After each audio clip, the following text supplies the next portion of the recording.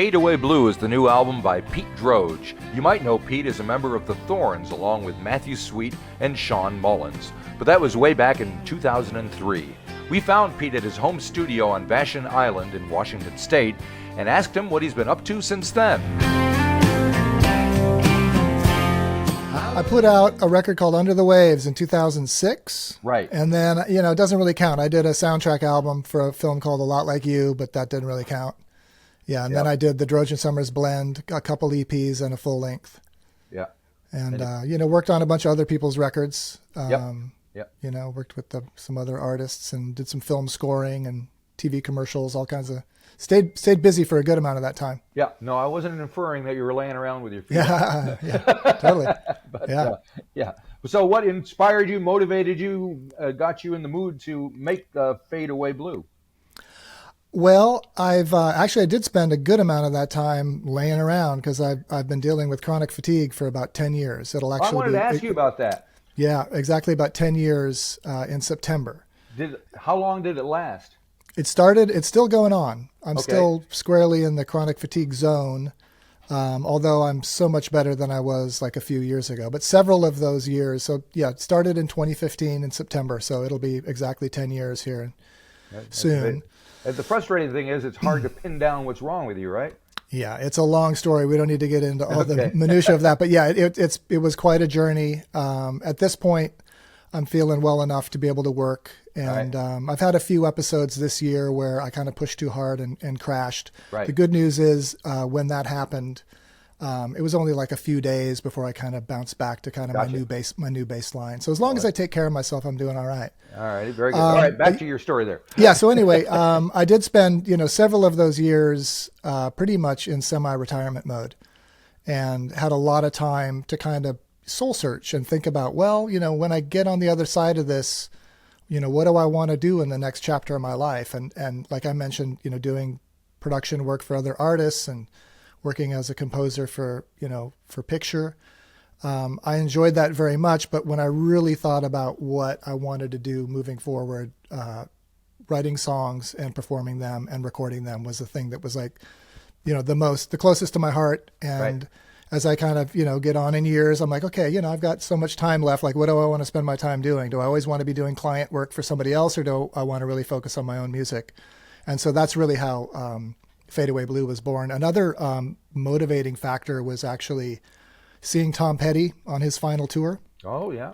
Yeah, he came through town and played the baseball stadium, for like 40,000 people. Yep. And we came away from my wife and songwriting and music partner, Elaine Summers, and I came away from that show like so inspired. Just like, oh my God, the songs, the body of work. And we were like, okay, this was 2017. So I was into the fatigue at this point, right. Pretty low. And we're like, okay, we need to like really get back to songwriting. Right. Like, let's put our focus on writing songs. And that's what I did. And so I kind of, cleared my calendar of everything else, and whatever energy I did have, I applied to writing songs. And over the course of those years, wrote the material that's on this album, and there's a whole other album's worth of material that's waiting in the wings. Oh, that's good to hear. Yeah. So it won't be so long till the next one then. I hope not. We'll see. Yeah. All right. So of the 10 songs that make up Fade Away Blue, what is the oldest song that's on the collection here? The oldest song is Song for Barbara Ann. Okay. And that's one that I wrote, Elaine and I wrote together in about 2012. And we actually began recording that in 2013. Originally, it was going to be part of the Droge and Summers Blend project. But two things happened. One, I got sidetracked by the fatigue, and the whole Droge and Summers Blend project got put on hold. The other thing is we decided that we wanted to save that for a solo record because it was such a deeply personal song. Right, we thought, okay, this belongs on a quote, air quotes, Pete Droge record. And all I can do is keep singing for you, pining for someone who I never knew. Hard to believe it was over before it began. I just wasn't part of your plan, Barbara Ann. So that's the oldest. A lot. Let's see. I think 3 of the songs came out of that songwriting. I had a songwriting session right after the Tom Petty moment where we're like, oh my God. I went to my friend's house on the Oregon coast, and I had like a kind of a self-guided meditation retreat. So it was like a silent retreat, but then in the evenings after dinner, I would allow myself to vocalize and put a worm in the water and go fishing for songs. Nice. And so Sundown at Francis Nash, Bear Tree, Skeleton Crew, all 3 of those songs came from that session. Yeah, so, dating back, the majority kind of between 2017 and about 2022. And that's when sort of the work in earnest began on the album. That's when I partnered with my co-producer, Paul Bryan. Right. So tell me about him. Oh, he's amazing. I first met Paul. I did a few dates with Amy Mann. He plays bass in Amy Mann's band and has been producing her records for many, many years. And I've long admired those records on every level, including the production and the arrangements.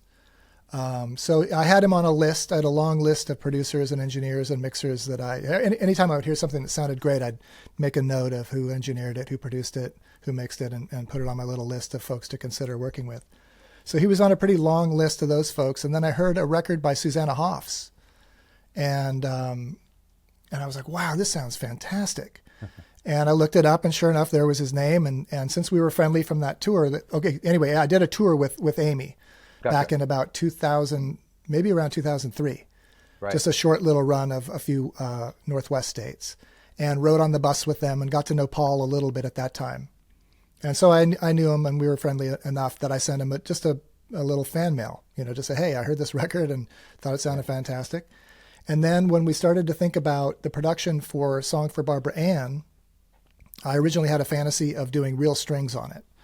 And I was a great admirer of the string arrangements that he did on those Amy records. And so that was the first time I contacted him, was to inquire about what that would entail. And it was just a little too rich for quite a bit too rich for my blood to do it the way that we would want to do it, 12 right, pieces at, in a nice studio with, with the air around it and everything. So I scrapped that idea, but then when it came time to start thinking about a collaborator on the album, I spoke with Jennifer Condos, who's an amazing bass player who's on tons and tons of records, and is married to the drummer Jay Bellerose, who's on my record as well. Yes, he is. And so I was talking to Jennifer about, kind of what I wanted to do with the record, and she really encouraged me to strongly consider Paul. And she, I had worked in the studio with Jen, and she's worked with Paul, and Paul and Jay have a long-standing working relationship. And she's like, I think you and Paul would get along famously. Right. And so that was kind of the thing that pushed me over. And I didn't talk to anybody else on that list. I just, we got together and we just worked on a few songs to kind of test it out and see how it goes. And it went amazingly well. And we worked kind of in fits and starts. So we did 3 songs to start. And then a bunch of time elapsed when Elaine and I went back to working on the Droge and Summers blend to button up Volume 3. And then we kind of worked around his schedule, touring with Amy and stuff like that. And then we got together, I think, two more kind of sessions where we got the basic tracks, with the drums added to my track. So I did all my tracks here in my studio in advance. So I did my guitars and my vocals because that was a way that I could kind of work within the limitations of my fatigue. Gotcha. I wasn't in a position to book a studio and spend 10 hours, counting to 4 with 5 warm bodies in a room. It was much more casual that I could just sit down in front of a couple mics. And I kind of had a little trick, kind of tricked myself by basically telling myself, these are just demos. I'm just making demos, right? But I knew in the back of my mind, I'm secretly hoping that these become the record. Right. And so that's kind of what ended up happening. Very good. Well, it was great. Now, you mentioned Jay Bellerose, but you got some fine players. Any record I see that has Greg Lee's on it, I'm impressed right away. I need to hear it. Yeah. He's amazing. He is amazing. So was that Paul that brought them all together, or how did the two of you put this? Some, yes. So I had worked with Greg Leese, had played on the Thorns record. Oh, yeah. We flew him out to Atlanta, and he was our closer on that album. He showed up with anything that had strings on it that didn't require a bow. He brought 1 or 2. So he really contributed a lot to the Thorns record. So I knew him from that. I had worked with Jay on the Droge and Summers Blend project and a little bit of film and TV thing and a record that I produced, and knew that I wanted to work with Jay on the record. So that was kind of already baked in. Right. But Lee Pardini, who played keyboards, that was a suggestion from Paul. And I remember he said, Lee's like Benmont Tench if Benmont Tench could also rip jazz. And I thought, okay, that's pretty good. And he was amazing, just a joy to work with. He's on most of the record. And then at one point on the song Fade Away Blue, the title track, I thought it'd be cool to have some lead guitar on it. And I said, who should we get? And he goes, well, we could call my friend Rusty Anderson. He lives right down the street. Right. And I was like, I don't know who that is. Who's Rusty Anderson? He said, he plays with Paul McCartney. I'm like, okay, yeah, I think that'll do. I think he's probably reasonably good. Yeah, he's got to be And all he right. turned out to be exceedingly good. He was amazing. Yeah, and then for fiddle, that was another relationship of Paul's, Gabe Witcher, Right. who was in the Punch Brothers for many years, along with Chris Thiele or Thiele. I don't know if I'm saying his name right. You know, so these are like amazing top shelf, bluegrass players. And he's on, he's got a resume that's like every bit as ridiculous as Greg Leese's. It's like Paul Simon, Eric Clapton, Elton John, Randy Newman, T-Bone Burnett. It just goes on for a mile. And then there's a local accordion player here in Seattle that I brought over to my studio to play on the final track, and she was amazing. Oh yeah. Yeah. So that's just really you blessed. and her playing on that one, right? Yeah. Yeah. Tell me how that came together. It's called Taking Leave of My Senses. I'm taking leave of my senses, falling off again.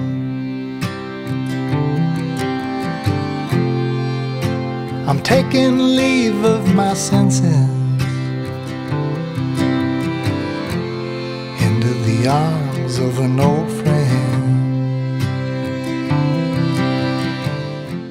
Yeah, that was one that I kind of heard that I had the idea of that sort of droney layered accordion. So we did multiple tracks of accordion, and then I kind of pieced them together and kind of panned them out, put echo on them and stuff, and created kind of a ambient soundscapey kind of texture with it.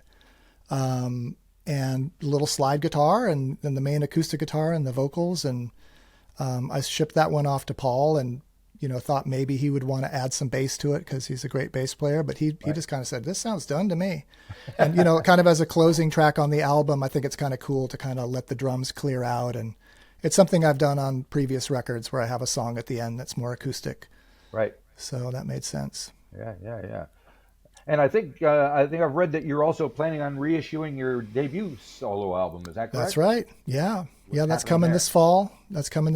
We we couldn't fit all the songs on one LP, and we didn't have enough to fill out two. Right. But we did have, we were able to get the original 1/2-inch analog masters from the Universal Vault. Thankfully, my tapes were not in the vault The big one that got burned lost in down. the fire. So that was a little bit nerve-wracking for a while, wondering if we were going to get them. And we got the tapes and sent them to the mastering studio. And there's two studio outtakes that are fully mixed. The album was produced and mixed by Brendan O'Brien. So two of Brendan's mixes of the final studio outtakes. So that rounds out side 3. Excuse me. And for side 4, I re-recorded 5 of the songs acoustically. Cool. And Elaine and I, do some harmonies on that. And then we brought in Peter Stroud, who you may know from his work with Sheryl Crow for the last 100 years, ever since she stole him from my band. Oh, okay.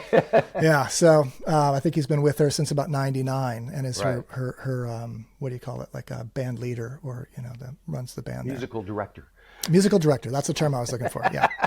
And he's amazing and, like a brother to me and is on most of my records. In fact, he would have been on the new record if the timing had lined up. Right. If he were in LA at the right time, we would have had him. So what were your thoughts when you listened back to that album from 35 years ago or wherever, how long it was? I was pleased. I'll tell you one thought that I had is it's no surprise that Brendan O'Brien is as successful as he is. He's done well for himself, hasn't he? It's not an accident. He's really, really good.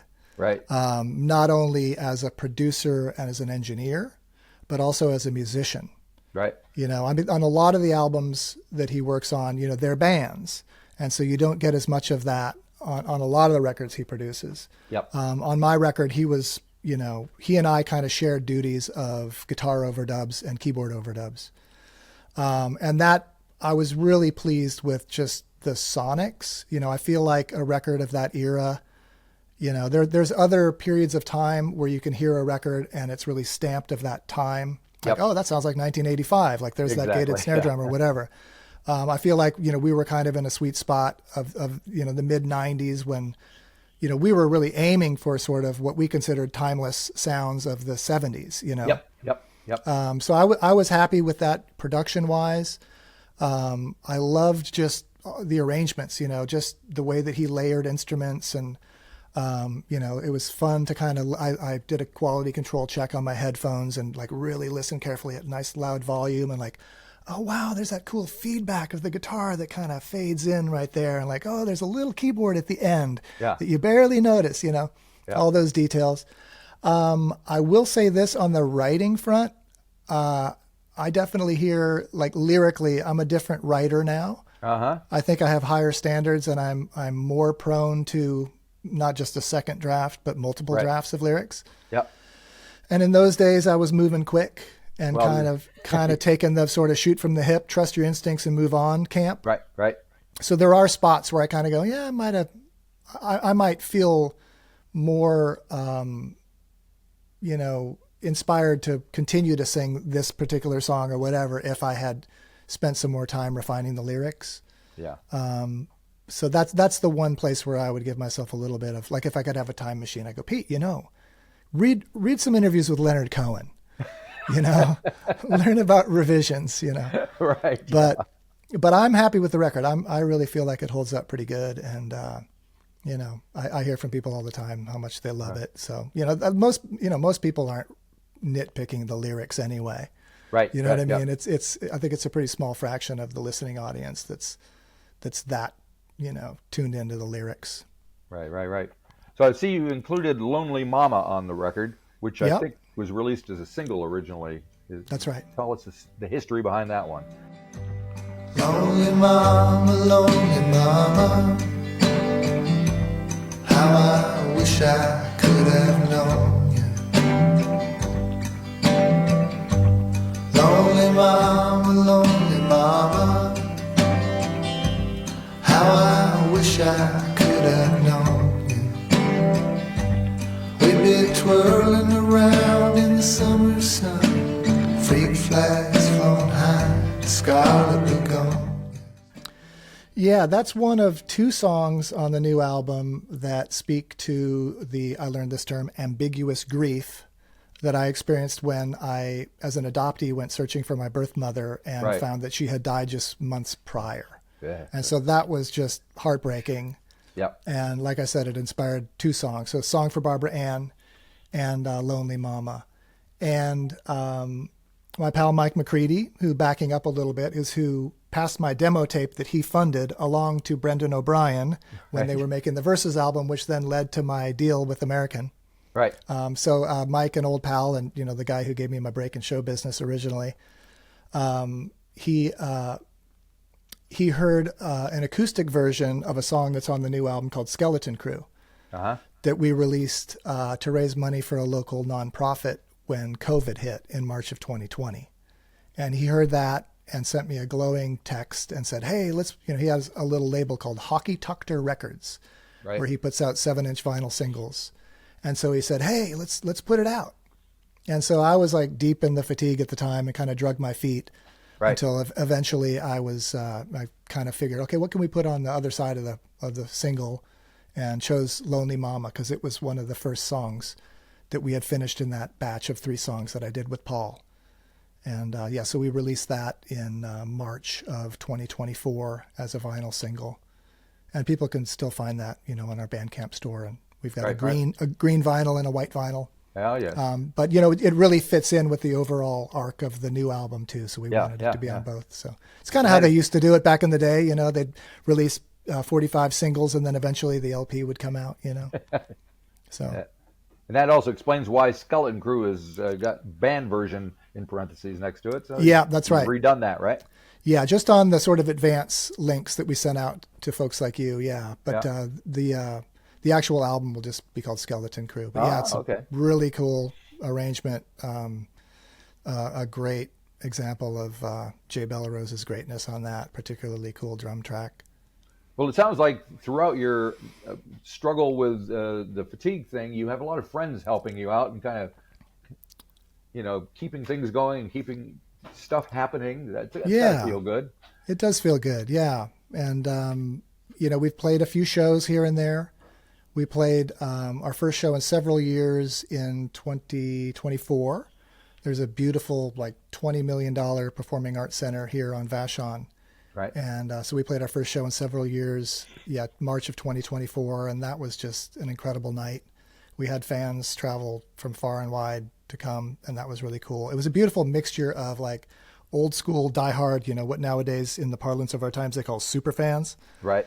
And then we had a lot of our friends and neighbors from our community here on Vashon, and my wife and I have been here since 1995, so we have deep connections here. And so there were a lot of folks that, weren't very familiar with our music, but were just friends. Right. And so there was just a lot of love in the room, and folks knew that I was kind of, finding my way, out of the chronic fatigue. And so there was just a lot of love in the room. All right, nice. And we repeated another show there. You've been living up there since 95?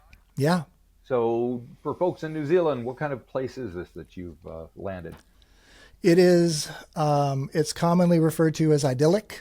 So is New Zealand. Yeah, I know. I want to come back. I really want to come back. I was sick when I was in Auckland.